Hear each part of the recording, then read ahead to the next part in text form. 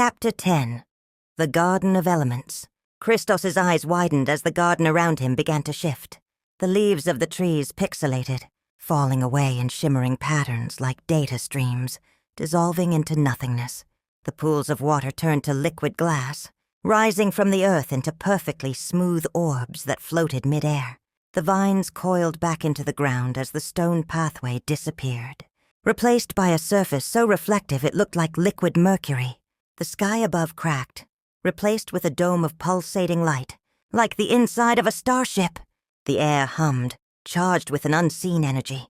Layla stood at the center of it all, unfazed, her robes adapting seamlessly to the sterile, futuristic glow. "Your bloodline has always embraced change," she said. "So this garden adapts with us. Welcome to the training ground." Krystos turned, disoriented, his boots leaving no imprint on the mirrored floor. What is this? How does it do this?" Layla smirked, her sharp eyes glinting. "It is both ancient and new, a relic of your lineage, reimagined through time. Here the elements are alive, fluid, like the blood in your veins. Now move." Krystos's struggles with the elements. Krystos approached a floating sphere of water. It hovered with unnerving stillness, as if waiting for him to try and fail. "Start with water," Layla instructed, her voice echoing faintly in the charged space. "It is adaptable but requires focus. Your mind must flow with it." Krystos extended his hand, willing the water to obey. For a moment he thought he felt a connection. A pull, subtle and soft. But then it shattered. The sphere trembled violently before breaking, apart into droplets that splattered uselessly onto the reflective floor. Layla sighed. "You're fighting it." Krystos growled in frustration. "I'm trying." "No, you're forcing," she corrected, stepping closer. "Water doesn't obey through brute strength. It flows when you become part of it." Krystos inhaled sharply, trying again. He closed his eyes and imagined himself as water, flexible, fluid, limitless. Slowly he felt it again, a thread, thin but real. When he opened his eyes, the water orb was no longer trembling. Instead, it hovered closer to him, gently folding into a shape that mirrored his open palm.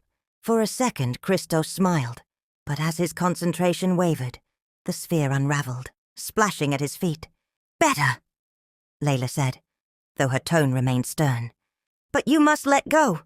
"Water has no ego. It does not care what shape it takes." Layla turned sharply, the ground trembling beneath her. "Now for the earth." The smooth floor split apart, and stone pillars shot up like jagged teeth, forming a labyrinth of uneven terrain. A deep rumble echoed through the training ground as fissures crawled outward like spiderwebs. "Earth is steady but unforgiving," Layla said. "Unlike water, it demands control. Your strength alone won't move it. Your willpower will." Krystos stepped onto the stone, his boots finding uneven footing. The earth rumbled with his every movement, as though testing him.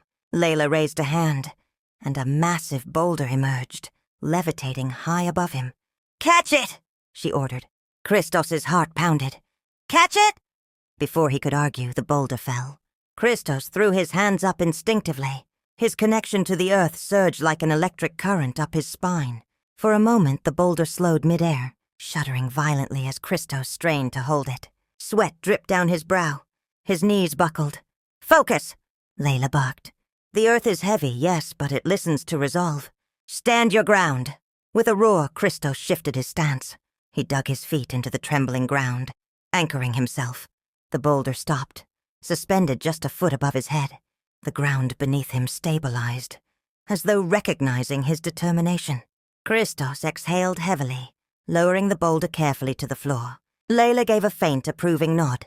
"Better, but you hesitate." "Because you're trying to crush me," Krystos snapped, panting. "And yet, you didn't break," Layla replied smoothly. "Remember that." Layla circled Krystos, her presence both harsh and encouraging. She flicked her wrist, and smaller challenges rose around him. Water spheres twisting into sharp needles, pillars collapsing only to rise again. "Your ancestors were not just warriors," she said, her tone softer. "They were creators, healers, and leaders. The elements are not tools. They are an extension of who you are, The more you resist them, the less they'll respond. Krystos wiped sweat from his face, watching the water and earth move seamlessly at Layla's command. How do you make it look so easy? Because I trust them, she answered simply. You're still afraid of yourself, of what this power means. She raised her hand, and the floating water streams twisted into complex shapes. Spirals, threads, even human-like forms. With her other hand, she called the earth to rise, forming an intricate lattice beneath the water. Water adapts, earth endures. Together they teach balance. Krystos stared at the display, his frustration giving way to awe. Layla lowered her hands, letting the elements settle back into stillness. Do you understand now? She asked softly. Krystos nodded slowly, determination flickering in his eyes. I think I do. Good, Layla replied. Because next time the garden won't be so forgiving. The dome of the training room pulsed again, as though echoing her warning. The air grew heavy with the promise of more challenges to come. It's in my bloodline, yeah.